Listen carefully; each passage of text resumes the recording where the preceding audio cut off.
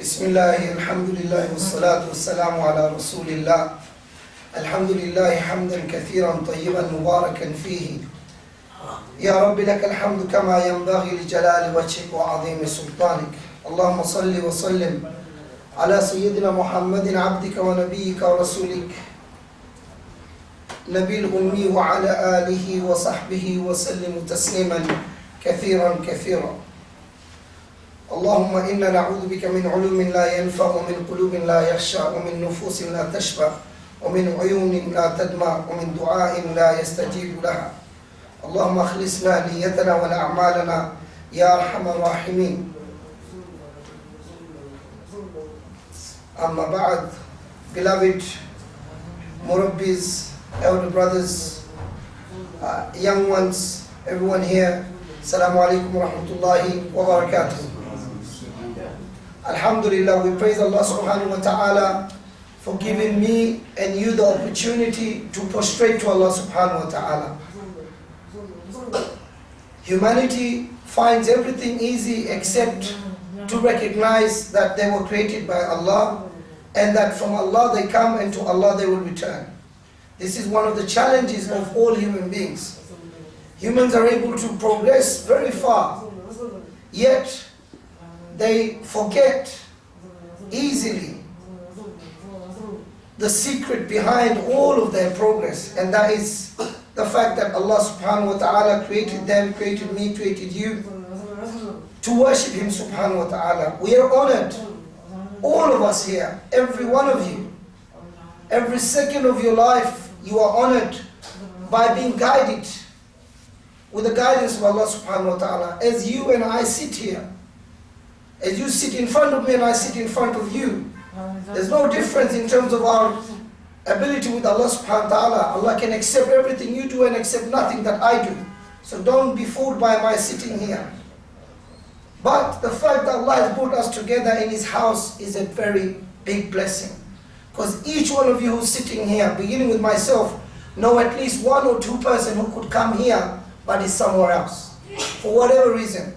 It could be in my own house I'm talking about. It could be in some of your houses. It could be in the houses of other people. But Allah has chosen me and you and guided us in our hearts and hopefully our minds and thoughts to the house of Allah subhanahu wa ta'ala. And for that we say Alhamdulillah.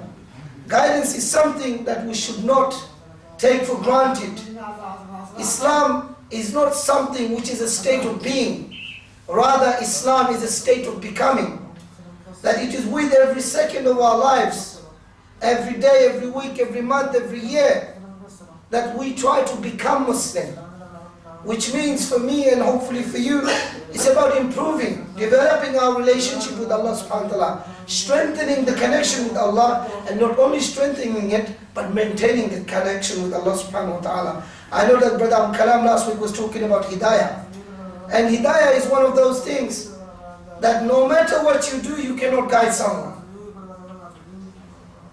But it is our responsibility to make the effort of guiding through us manifesting the qualities of guidance in our words and in our deeds.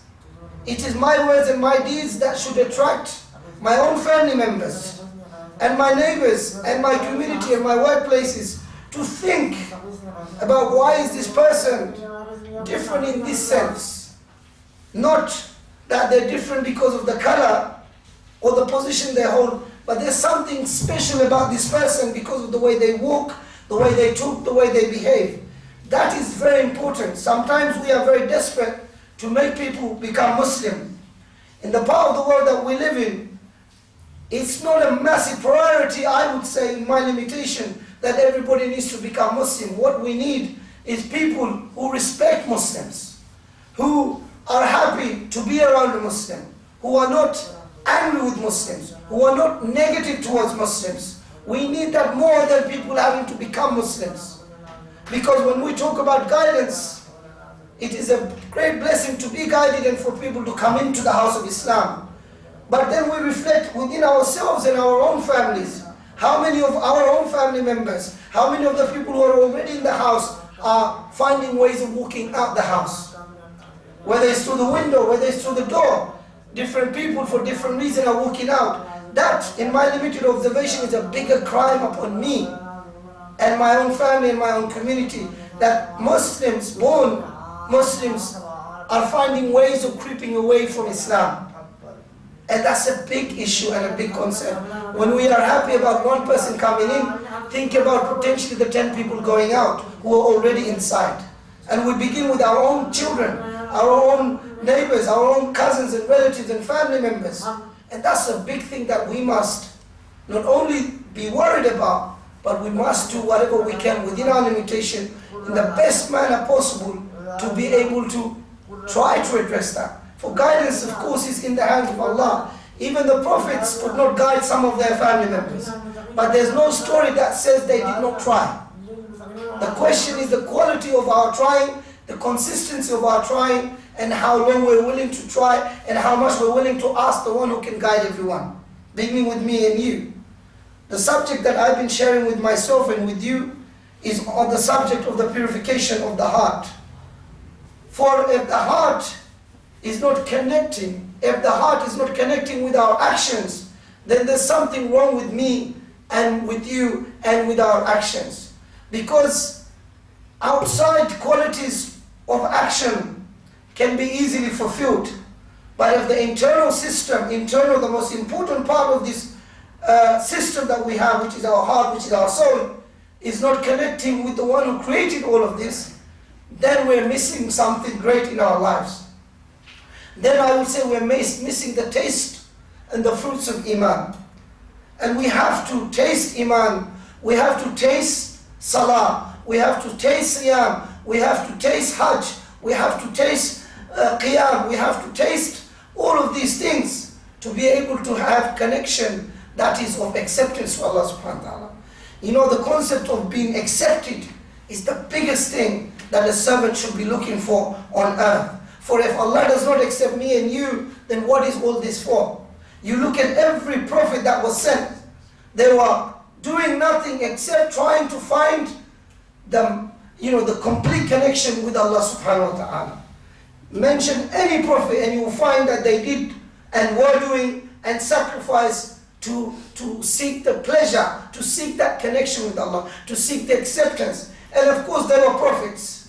And we know they were accepted, for we are mentioning them, for the book of Allah in its final revelation mentions stories and lessons after lessons about the fact that these great people were accepted, including women as well. Now we talked about the importance of ikhlas, the importance of intention. Then we tried to zoom into the concept of the heart and the fact that there could be a healthy heart, there could be a sick heart, there could be a dead heart. And this is the heart that human beings carry.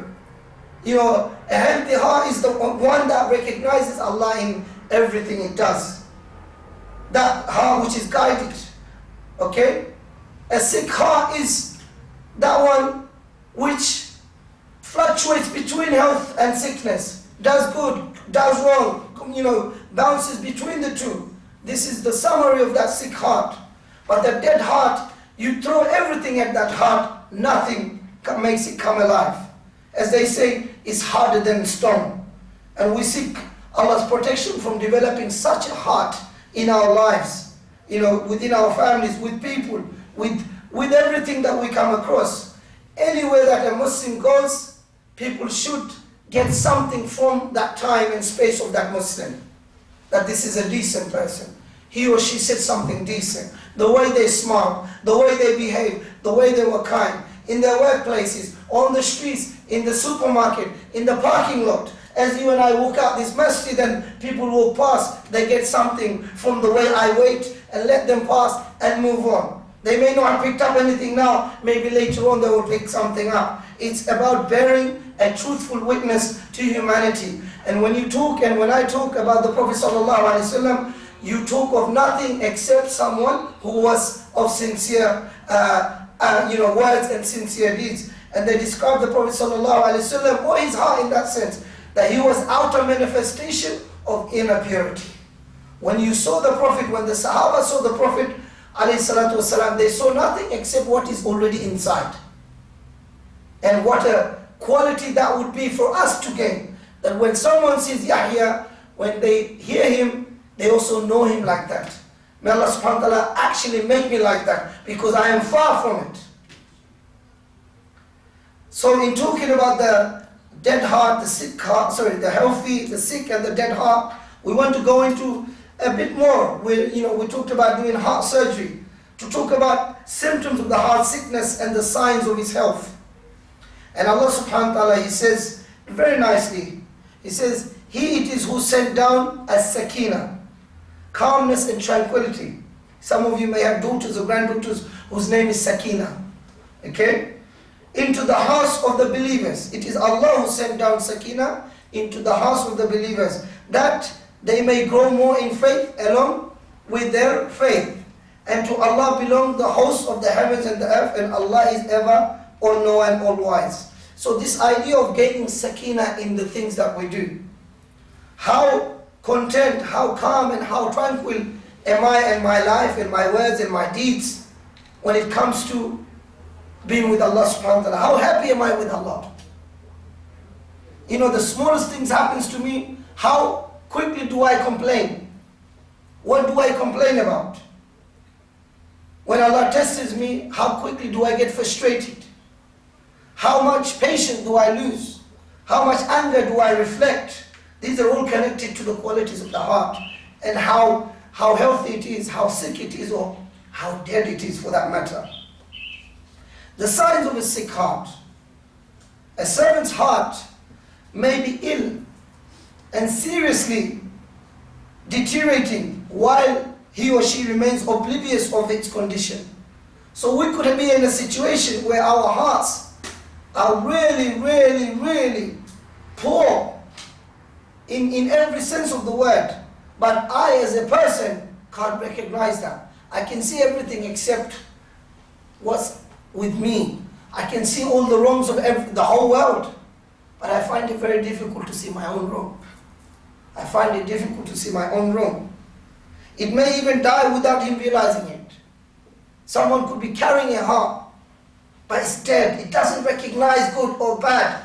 It doesn't recognize obedience and disobedience. It becomes a piece of flesh inside that human being, and they move around.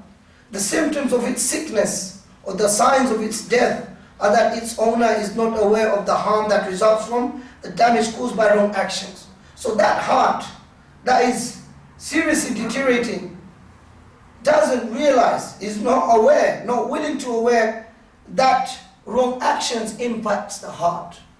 Doing things haram, falling into the doubtful things that are clearly defined as doubtful, that one can see, actually impacts the heart and the quality of the heart. If the heart is in a very bad state, then our worship will be in a very bad state. The worship from the outside to me and you may look like it is great, but to the one who created me and you, it may be of nothing. We seek Allah's protection from such a reality, such a state. So this heart is unaware of the things that it's doing to itself to cause, it to damage itself through its wrong actions, and it's unperturbed by his ignorance of the truth or by his false beliefs. The heart is, like nothing kind of affects it. Whether truth comes to it or falsehoods around it, is oblivious. Since the living heart experiences pain as a result of any ugliness that it encounters, and through its recognizing its ignorance of the truth, it is capable of recognizing the onset of decay and the increase in the severity of the remedy that will be needed to stop it. But then sometimes it prefers to put up with the pain rather than undergo an arduous trial of the cure. See, this is one of the problems with our hearts, that it recognizes what's wrong with it, but at the same time it fears the difficulty in getting it back to the right place. It has to go through difficulty. It has to go through sacrifice. It has to go through consistency. It has to stop backbiting. It has to stop lying. It has to stop following its own desires. It has to stop becoming a slave to its own desires. Those things push it back. Those things push it back. Some of the many signs of the heart is heart sickness. If it's turning away from good food to harmful ones, from good remedies to shameful sickness. The healthy heart prefers what is beneficial and healing to what is harmful and damaging. And the sick heart prefers the opposite. The most beneficial substance for the heart is faith, and the best medicine is the Quran. You know, the best sustenance. Like our stomachs need food, our hearts need food. Our hearts need food. And the best food or the best medicine for the heart is faith, is Iman. And the best medicine to take out the rust that can settle in my heart and perhaps in some of your hearts and the hearts of people who may be listening or watching this, okay? The best medicine is the Quran. The Quran. In our reading of the Quran, in our understanding of the Quran, in its reality in our lives, that's the best medicine for the heart. You and I cannot get a better medicine because Allah is the one confirming that as the medicine for the heart. Allah is the one that's confirming that in the remembrance of Allah do hearts find rest. Ala bi dhikrillahi tatma'innal qulub. That in the remembrance of Allah, this is Allah is telling me and you, that the hearts actually find rest. If you look at someone's life who is consistent in dhikr, and when we talk about dhikr, my brothers and sisters and everyone else, dhikr can begin with subhanallah, alhamdulillah, Allahu Akbar, it doesn't finish there. Dhikr is everything I and you do to please Allah subhanahu wa ta'ala, with the 40, with the 80, with the 100 years of life that we may have. Dhikr includes how you do your business. If it's lawful, that is dhikr. Dhikr is how you fulfill the trust that is placed upon you through your job. Dhikr is how you and I rear our children and how we invest quality time in them. This is part of our dhikr with Allah subhanahu wa ta'ala. When we have that complete life of dhikr, yes, dhikr can be after salah, you sit down and you do istighfar, that's dhikr.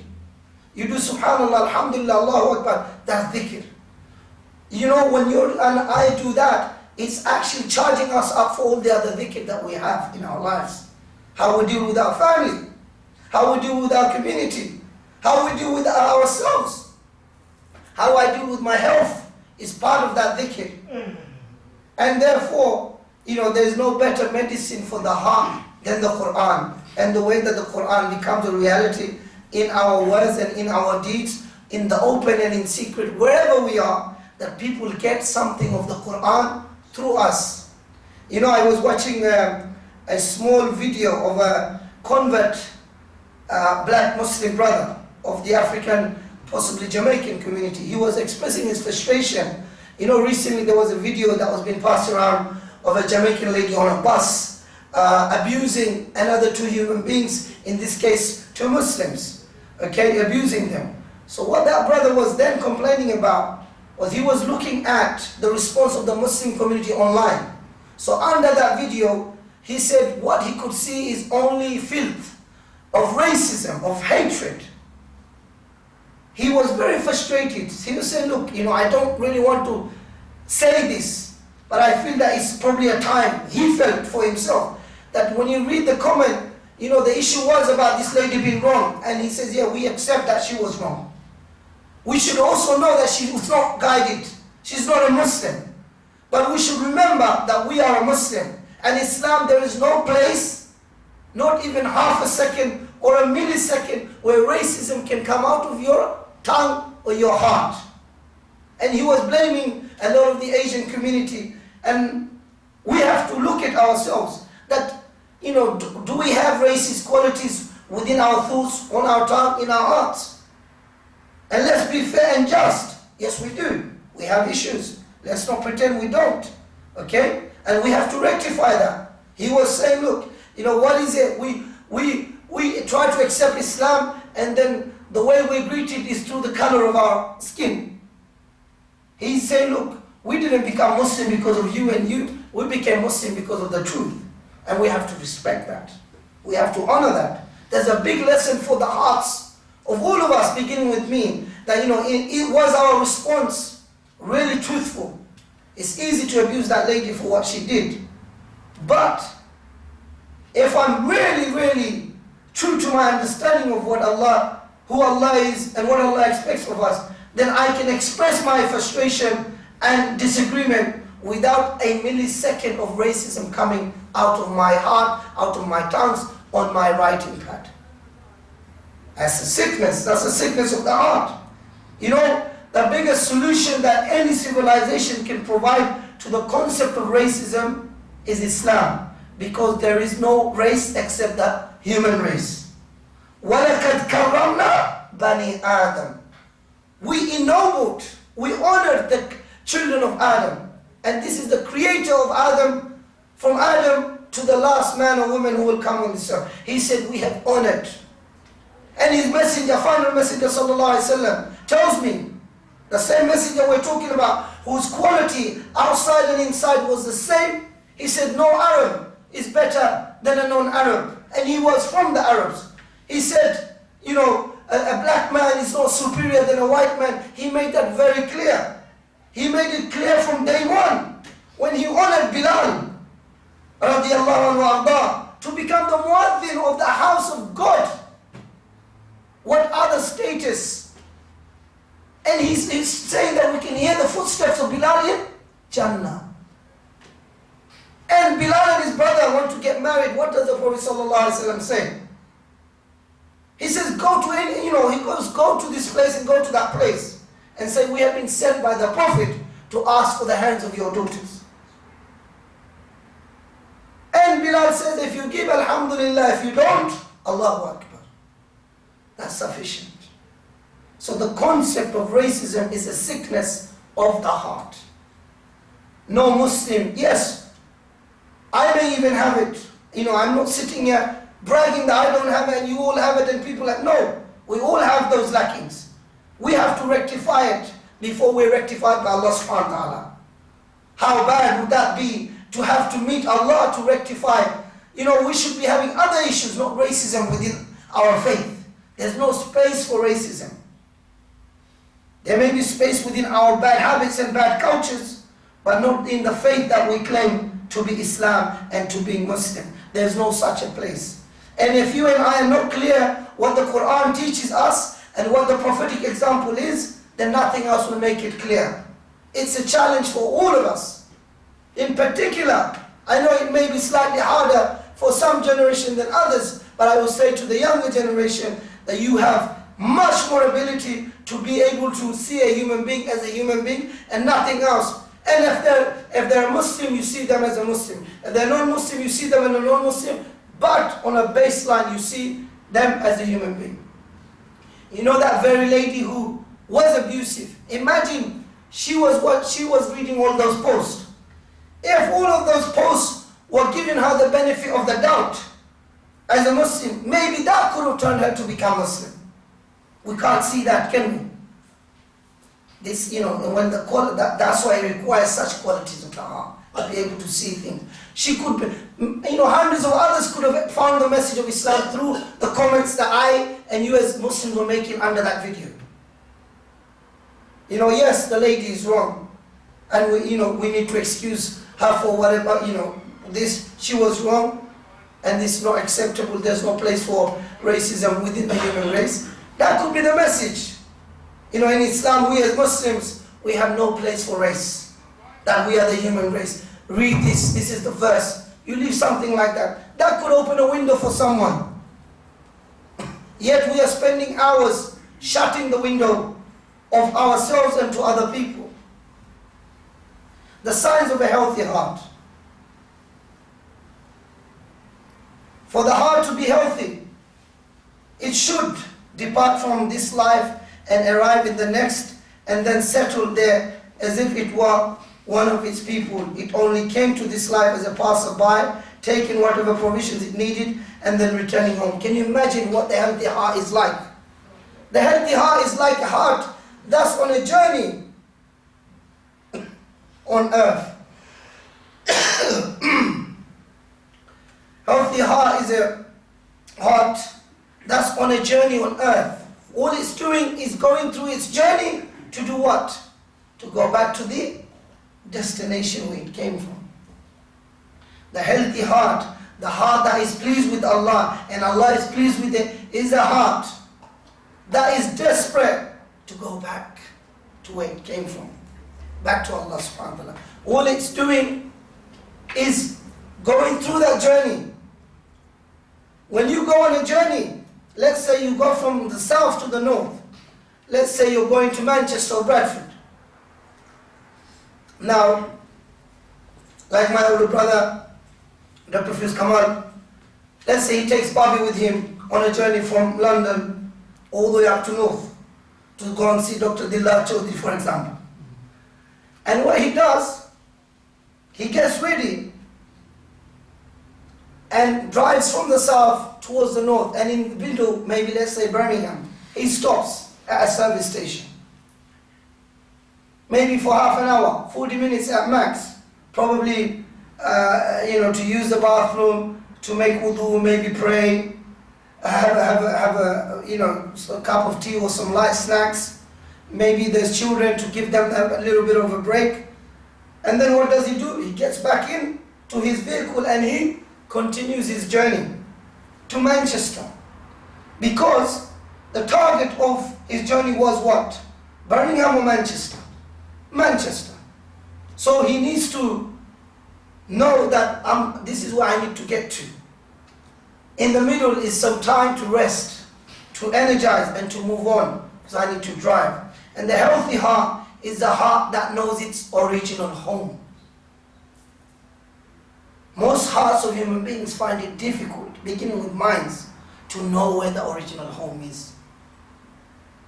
It's a very difficult situation. The healthy heart, the accepting heart, is the heart that knows where its original home is, and it's striving to go back there. It doesn't get stuck in the middle. It doesn't find a resting place and thinks this is where I am. I have reached my destination. It simply sees that at a pit stop to move on, because that heart is very clear where that journey ends. And it's very difficult for human beings and the hearts of human beings to know, to understand, to believe and to manifest in our words and our deeds that the heart came from Allah and it will go back to Allah, and it wants to go back to that comfort. So every time somebody departs, as a Muslim, you and I are quick to utter these Quranic words. Inna lillahi wa inna ilayhi raji'un. From Allah we come and to Allah we return. This is about me. As I said many times to myself and you, when we say that, we're not saying it to the person who's dead. There's nothing more to say, except maybe sadqa jariyah, and for you to make dua and the children to make dua. It's for me and you to say, when you look at that, you will be there. How do you want to be there? In what state? What kind of a heart do I carry? How healthy is my heart? Is it desperate to go back to Allah? Is it desperate to go back to the life of everlasting bliss? Is it desperate to go back to a place which no eyes, no ears, nothing has seen and touched? When you and I are distracted by this dunya, when you look at flowers, we all find flowers very pretty. Most of us sitting here may have seen maybe 20, if not 30 types of flowers with our own eyes, with our own hands. But do we think that on earth there's only 40 types of flowers? Probably hundreds, thousands of types. And if Allah is the one who made these hundreds and thousand types of flowers for you and I on earth, then imagine what He subhanahu wa ta'ala is holding for that heart that is desperate to go back to it, to make its Lord pleased and well-pleasing to Him subhanahu wa ta'ala. When you look at fruits, when you look at the various creations of Allah subhanahu wa ta'ala, it is desperate to go back. That's the real heart. How willing is my heart in wanting to return back to Allah? There are human beings that are desperate to live. You look at science. In some areas of science is desperate to find ways to make you live longer. But the reality is, when the time comes, you're not living longer. Okay, you might have some kind of surgery to make your skin maybe less wrinkled and small, where you look like you're not age. You see, one of the delusions about aging is that you are still getting old, but the external manifestation may look like you're not getting old. What is age? Age is a second, is an hour, is a day, is a week, is a month, is a year. That's age. Age is not how creased your skin is, how weak you physically feel. That's age. The second and the minute and the hour and the day and the week and the month and the year that's gone. That's age. That's time. And time, we are told by the civilization that we exist in at this time, moment in time, is that time is money. No, for a true believer, for a true heart, for a healthy heart, time is not money, time is life. That time will determine whether I will make it or break it with Allah subhanahu wa ta'ala. That's the heart that wants to go back to Allah subhanahu wa ta'ala, returning to Him. And the Prophet sallallahu alaihi wasallam said to Abdullah ibn Umar, he said, be in this world as if you are a stranger or a passerby. Okay? Because, don't become so comforted. Like, exist in this world as if like you don't know much about this world. Why? Because you're looking for the other world. When the Prophet, look at the way the Prophet ﷺ is described, so that we know the quality of that healthy heart. Aisha describes him not only as a walking Quran, and look at the practical example, that normally when the Prophet was at home, he was in the service of his family, knitting, maybe helping with Aisha or Khadija for that matter. But when the adhan came, she describes him as if he doesn't know who his family is. This is the state of the Prophet ﷺ, teaching us that that's the way we should, beginning with, and perhaps you, should see the adhan. That when the adhan is coming to the ears, it should connect to the heart, where nothing else is greater than the call of Allahu Akbar and La ilaha illallah and Takbir al-Tahrima. That I and you strive to achieve that as much and as often as possible. And therefore, this is manifesting for me and you, that you see things of the dunya as very small things. You're strange to it. You don't have a lot of familiarity because you are looking for something greater and everlasting. The more diseased the heart is, the more it desires this world, it dwells in it until it becomes like one of its people. So the more sick, we're talking about the spiritual sickness, our heart is, the more engrossed it is in disobedience of Allah subhanahu wa ta'ala, the more it becomes, like one of the people of the dunya. Because really, as I said to myself and you brothers, akhirah is not gained in the akhirah. Akhirah is gained where? Where do we gain akhirah, brothers? The work of the akhirah is where? In the dunya or in the akhirah? Where do we work for the akhirah? On earth. There is no work in the akhirah. There is results, there is prizes. It's the dunya in which you gain the akhirah. Your dunya and my dunya, beginning with, determines the door of the akhirah. And in particular, there's two doors. The doors of the pleasure of Allah, or the door of the anger of Allah subhanahu wa ta'ala. There is no middle door. There's two doors. There's two doors. And it is connected and determined by how and what approach and how we see those doors on earth. Do you see hell? Do you see heaven on earth? Or you see this earth as a place of test, tribulation, so that you can get to the next life, the everlasting life, the bliss, to be able to see the face of Allah subhanahu wa ta'ala. The scholars say something so beautiful. They say, in the dunya, the biggest punishment in the dunya is to be devoid of the guidance of Allah. That will exist a life without Allah's hidayah. Okay? As Brother Abu Kalam was mentioning about hidayah, that the biggest punishment a human being can have on earth, beginning with you and me, or me and you rather, is that you are not guided. That's the biggest punishment in the dunya. And you know what the biggest punishment in the akhirah is?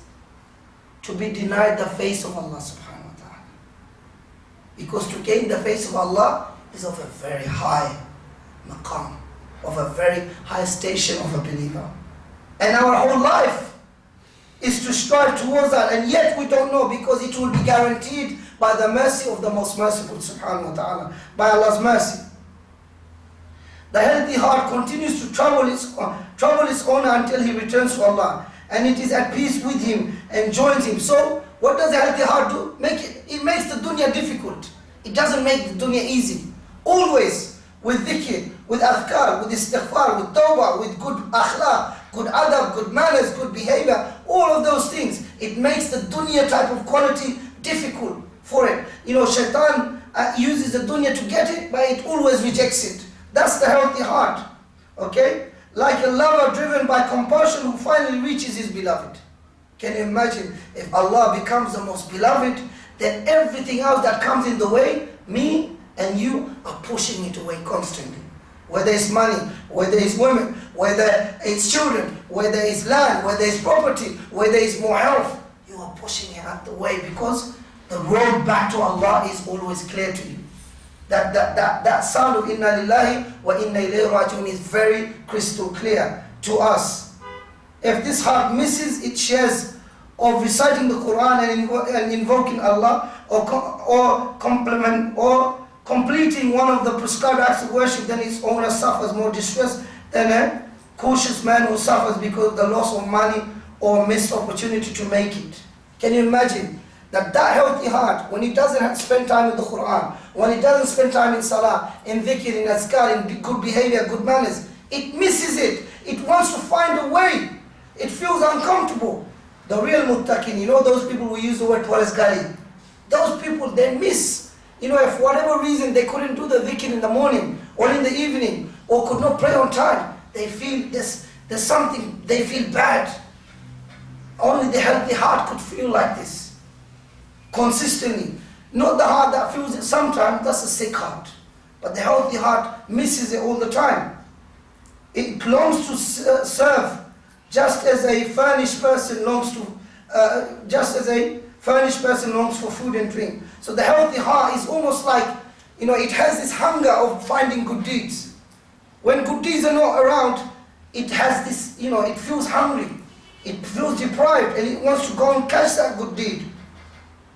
Yahya ibn Mu'adh said, whoever is pleased with serving Allah, everything will be pleased to serve him, and whoever finds a pleasure in contemplating Allah, all the people will find pleasure in contemplating him. Subhanallah. That's talking about the healthy heart. That if that heart is pleased with serving Allah, then everything will be happy, everything will be willing to serve it. If my heart and your heart is pleased in serving Allah, then everything that is required for you to serve Allah will come for you, will give you the opportunity. You want to pray longer, nafil prayer, Allah will get your body to facilitate that. If you prepare your body for that purpose, for that matter. This heart has only one concern, that all its actions and its inner thoughts and utterance are obedient to Allah. It is more careful with its time than the meanest people are with their money, so that it will not be spent wastefully. Just like people who are into dunya, they count every second of their penny and pounds. The healthy heart counts every second of its time to be with Allah subhanahu wa ta'ala. Its attention to correctness of its action is greater than its attention to the action itself. Can you imagine? This is a very important quality. That heart is so desperate to make sure not only does it do the action correctly, as in let's say salah, but to make sure that salah is of accepting to Allah subhanahu wa ta'ala. Me and you could pray properly, we could do the qiyam, ruku, sujood, we follow the imam, this all is possible. Even I said, although Dr. Fiz Kamal is a medical doctor, but for example, those who are in engineering, those who make robots, you could easily invent a robot that could do all the physical acts of prayer. You know that? It's not impossible. But that robot and me, sometimes there's no difference in terms of the physical acts if the inside and internal system doesn't connect with Allah subhanahu wa ta'ala. The causes of sickness of the heart, and we'll finish with this inshallah.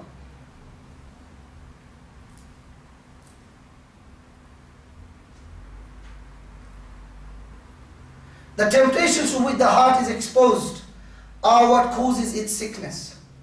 These are the temptations of desires and fancies. The former cause intentions, and they will and the will to be corrupted, and the latter causes knowledge and belief to falter. This is a very important statement. He's saying temptations to which the heart is exposed to are what makes the heart sick. We're talking about the spiritual heart. These are the temptations of desires and fancies. So this is the things to do with the dunya. It could be women, it could be money. The former causes intentions and the will to be corrupted. Okay? So these things, the dunya, women, money, so on and so forth, to live longer. Okay, these start affecting one's thinking, one's intention. And it makes one's intention weak. You know, we talk about إِنَّمَا الْأَعْمَالُ بِالنِّيَّاتِ, and we said that, you know, the Prophet ﷺ said intentions are by your actions. And then we made a statement from the Christians saying that the road to hell is paved with good intention, because many good deeds begin with a good intention, but to maintain that all the way to the end is the biggest challenge for me and for you and for humanity, especially for those who believe in Allah subhanahu wa ta'ala. So what happens is these desires just corrupt that intention, okay? And then what happens is, with the lack of what it does is, it causes knowledge and belief to become faulty. So your understanding of Islam is, and its beliefs and its values start becoming weak, becoming poor, and and those wrong qualities start manifesting itself. Hudayfa ibn al-Yaman was one of the Sahaba to whom the Prophet ﷺ gave a list of all the hypocrites in Medina, for those who study the Prophet's life. So here, Hudayfa ibn al-Yaman, may Allah be pleased with him, radiallahu anhu, said the Messenger of Allah ﷺ said, temptations are presented to the heart, one by one.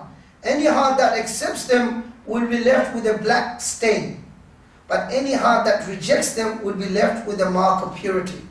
So that hearts are of two types: a dark heart that has turned away and become like an overturned vessel, and a pure heart that will never be harmed by temptation for as long as the earth and the heavens exist. The dark heart only recognizes good and denounces evil when this suits its desires and whims. So, you know, the dark heart goes with convenience.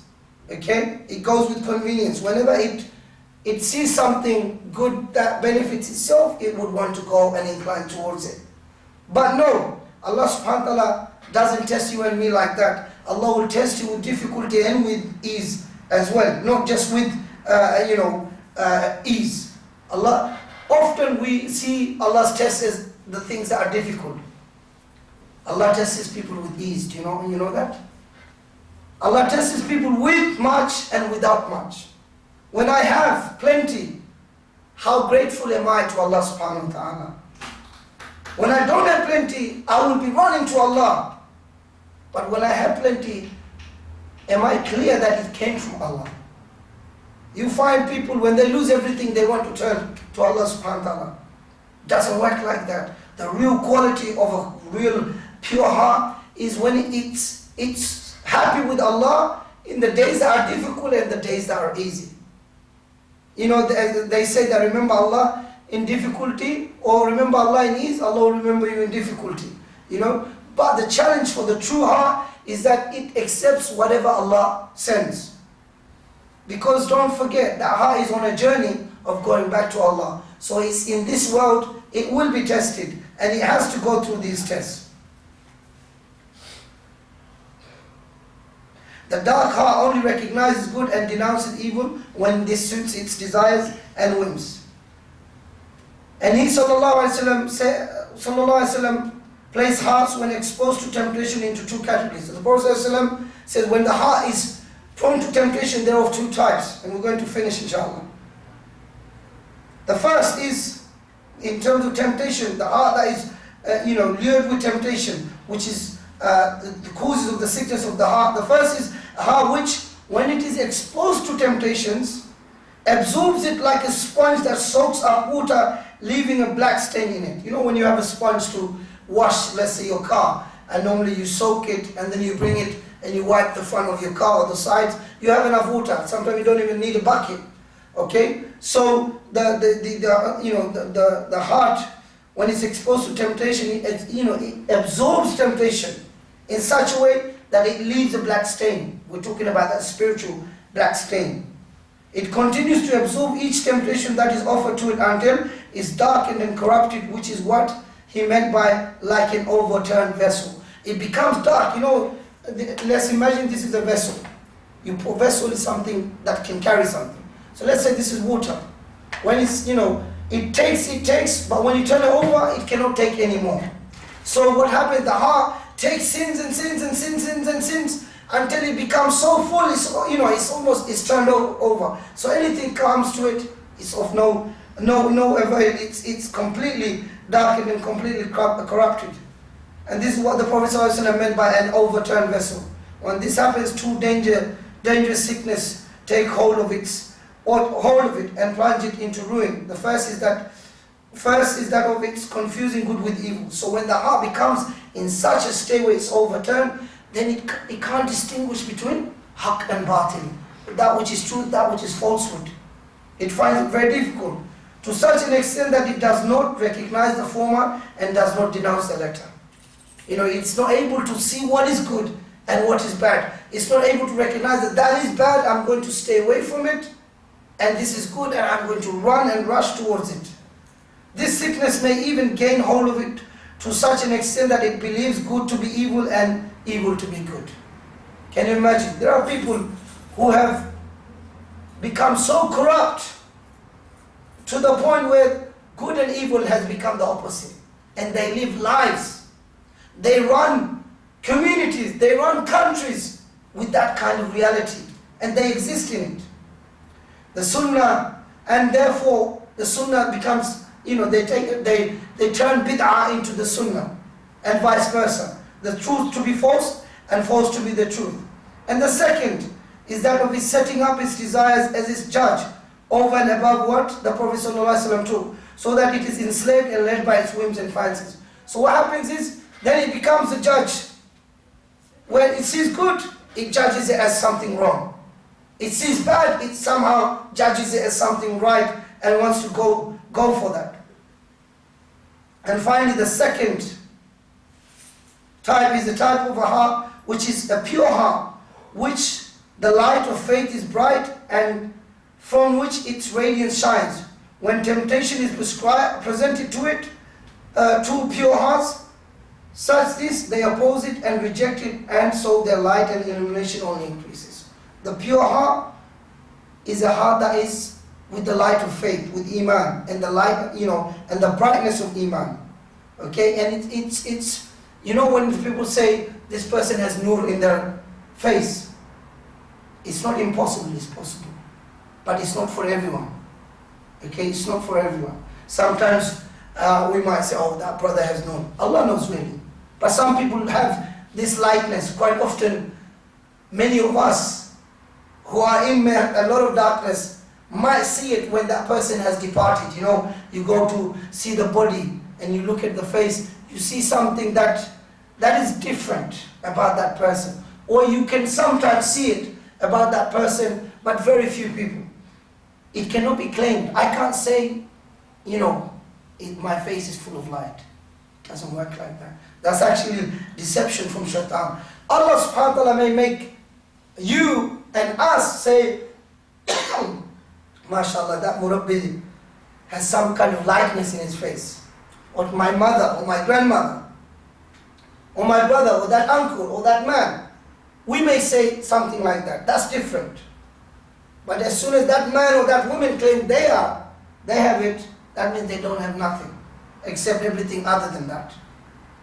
Okay? May Allah subhanahu wa ta'ala give us the ability to make our hearts the healthy one, to give us the ability to rectify the heart that is sick, to protect us from a heart that is dead, to give us the ways that make the heart healthy, and to protect us from the ways that make the heart completely sick, completely dead. May Allah make our hearts connect with our action. May our words and our deeds be connected for the pleasure of Allah subhanahu wa ta'ala. May Allah forgive me and forgive you. May Allah give us the ability to find and be in a life with our words and deeds, that whenever we remember Allah, we find some kind of comfort. That whenever we look at the dunya, we find that it's the akhirah where the comfort is, and therefore we constantly work towards the akhirah. And in working towards the akhirah, we will fall. But Allah loves the people who fall and come back. This is the whole concept of tawbah. Apart from the prophets of Allah, and the Ashara Mubashirin, those Sahaba who were given the glad tidings of paradise, every man and women who are even better than me and you is challenged by this. Is challenged by this now, and will do so until the day of judgment. And we have that opportunity. Our akhirah is to be gained by the work that we do for the akhirah in the dunya. How do I see the dunya? And remember, I was saying to myself, and you, particularly local people, if we really want to understand the dunya, go to Gardens of Peace. That gives you the reality of the dunya. Just walk through there, read the gravestones. If the dunya makes me and you think, oh, it's the age, just read the date, dates of death and in bracket the age. You and I will see that that's reality. Quite often we think this very far, but physically for many of us, Gardens of Peace is only around the corner. You'll find graves that are fetus. They didn't even make it on earth. You find graves that are maybe a week old. You find graves that are maybe a month old. That may be a year old. Could be 20 years, 50 years. All of those are there. Why? It's a sign for those who really reflect on what Allah subhanahu wa ta'ala has given to us and you. May Allah subhanahu wa ta'ala forgive me and forgive you. Anything good that I shared with you is from Allah subhanahu wa ta'ala. Anything wrong is because of my lackings. And many of you may think that I don't have any lackings. Allah knows my lackings. In front of you, I may not seem like I have lackings. By Allah, He knows. And I ask and beg each of you, please make dua for me as you make dua for anyone else. And the Prophet ﷺ teaches me and you that when a believer makes dua for their believing brother or sister, in their absence, the angels say the same to you. So I beg you all, please make dua for me. All those people who are watching, make dua for each other. Don't underestimate the power and the value of dua. Dua is dhikr. When you are passionate, only a good heart, only a healthy heart will beg to make dua. Because they realize that without Allah they are nothing. And without that they realize they are the slave and Allah is the master. جزاكم الله خير سبحانك اللهم وبحمدك نشهد أن لا إله إلا أنت نستغفرك ونتوب إليك. Inshallah, we hope to continue at least one more session on the 4 passions of the heart in the next session before we move on to anything else. And I would say to all of our brothers who are here and all of those who are watching, take the opportunity to look into the subject of the purification of the heart. I'm not saying make that a separate thing from your life, but sometimes we may need to open this up, do some surgery and find things that are faulty in our lives and see the ways to rectify it and to develop a heart, to develop a life with words and deeds that are acceptable to Allah subhanahu wa ta'ala. For if Allah does not accept me and you in everything I say and do, then what is the point? Because the point of being here was الذي خلق الموت والحياة ليبلوكم أيكم أحسن عملا. That Allah created life and death to test me and you, which of us are best in conduct. So it's not sufficient to do good conduct, but to make it the best of ihsan. Because when you want paradise, what did the Prophet ﷺ tell me and you? Ask for Jannat al-Firdaus al-A'la, the highest one. So we should always want, when it comes to getting rewards from Allah, we want the best and the highest from Allah subhanahu wa ta'ala. سبحانك اللهم وبحمدك نشهد أن لا إله إلا أنت نستغفرك ونتوب إليك والعصر إن الإنسان لفي خسر إلا الذين آمنوا وعملوا الصالحات وتواصوا بالحق وتواصوا بالصبر. Please invite others, bring others to the cancel halaqah. So far it's going to be after Maghrib. Time may change, you will know. Please share this with everyone and make dua. Assalamu alaikum wa rahmatullahi wa barakatuh.